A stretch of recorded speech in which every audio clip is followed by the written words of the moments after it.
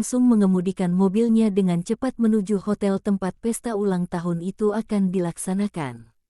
Walaupun perasaannya sedikit sedih karena Alia tak bisa ikut dengan pesta itu, tapi Reno berusaha untuk bersikap tenang karena memang dia sudah sangat berjanji kepada Raisa untuk menghadiri pesta ulang tahun dari sahabatnya itu.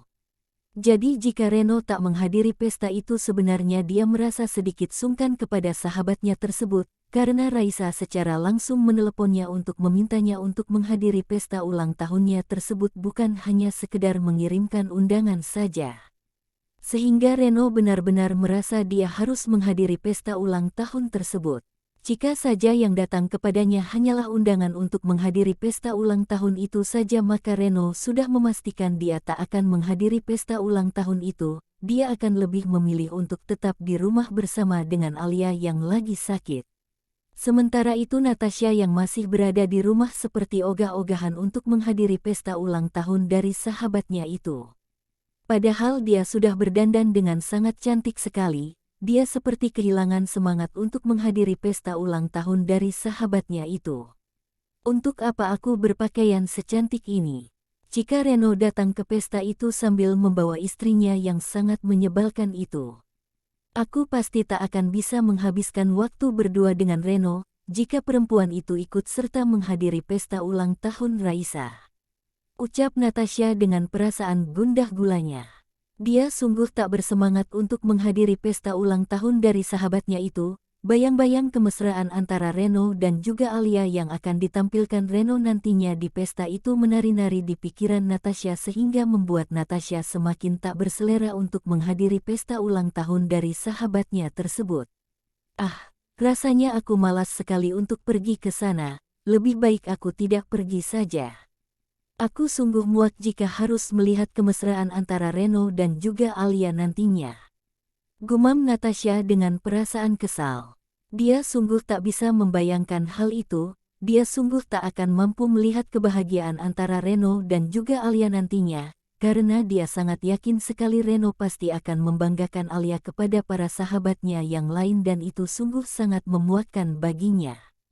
Alisa yang merupakan sahabat dekat dari Natasha merasa heran kenapa sahabatnya itu belum juga datang menghadiri pesta Raisa.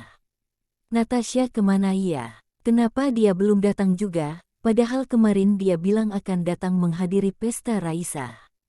Gumam Alisa sambil mondar-mandir di lobi hotel berbintang 5 itu, seakan tengah menunggu kedatangan dari Natasha, agar mereka bisa bersama-sama memasuki aula pesta. Ya sudah deh. Lebih baik aku hubungi saja dia, ucap Alisa dengan cepat. Dia merogoh ponsel yang dia simpan di dalam tas yang dia bawa saat itu. Saat ia hendak menelpon Natasha, tiba-tiba pandangan mata Alisa melihat kedatangan dari Reno yang baru saja keluar dari mobilnya. Reno saja sudah datang, apa Natasha tidak ingin bertemu dengan mantan kekasihnya ini? Gumam Alisa sambil menghubungi Natasha. Halo, ada apa Alisa? Jawab Natasha melalui sambungan telepon tersebut. Kamu di mana? Kenapa belum sampai juga? Aku menunggumu di lobi hotel, ucap Alisa kepada Natasha. Sepertinya aku tidak jadi menghadiri pesta ulang tahun Raisa, jawab Natasha dengan suara sendu. Kenapa? Apa kamu sakit atau kamu ada urusan yang lain? Tanya Alisa kepada Natasha dengan heran. Bukan seperti itu. Aku hanya malas saja menghadiri pesta Raisa. Aku yakin Reno dan juga istrinya itu pasti sudah datang ke sana. Aku tak mau melihat keromantisan antara mereka berdua, jawab Natasha dengan sendu kepada Alisa. Alisa yang baru saja melihat kedatangan dari Reno langsung menanggapi ucapan dari sahabatnya itu. Ya ampun Natasha, aku baru saja melihat kedatangan dari Reno dan dia tidak bersama dengan istrinya. Dia datang sendirian loh. Kalau kamu tak percaya, ayo rubah panggilannya menjadi video. Aku akan memperlihatkan Reno yang tengah berdiri di sana sambil berbicara dengan para tamu yang lainnya yang belum naik ke ruangan pesta, ucap Alisa sambil berusaha untuk merubah panggilan telepon itu menjadi panggilan video. Apa? Benarkah? Tanya Natasha dengan kaget. Dengan cepat Natasha menerima panggilan video yang dilakukan oleh Alisa kepadanya. Mana dia? Kamu bilang Reno datang sendirian. Ayo tunjukkan kepadaku, ucap Natasha dengan jantung berdebar kencang. Mendengar permintaan dari sahabatnya itu, Alisa langsung menghadapkan ponselnya ke arah Reno yang tengah asik berbicara dengan para tamu undangan pesta ulang tahun Raisa yang belum memasuki aula tersebut, karena saat itu mereka masih berada di lobi hotel bintang 5 tersebut. Sedangkan ruangan pesta berada di lantai 4. Itu, kamu bisa lihat sendiri, Reno datang sendirian, tak ada istrinya bersama dengannya, ucap Alisa kepada Natasha.